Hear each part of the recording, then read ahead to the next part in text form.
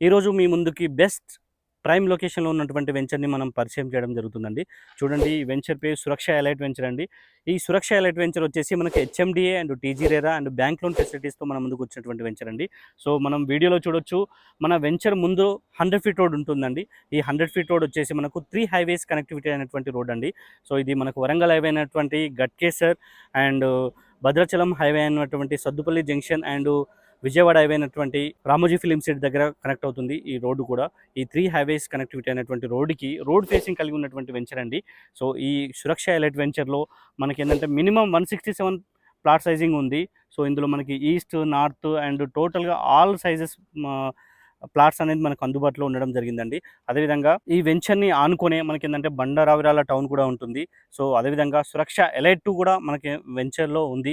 So ఇది విల్లాస్‌కి ఆనుకున్నటువంటి project అండి.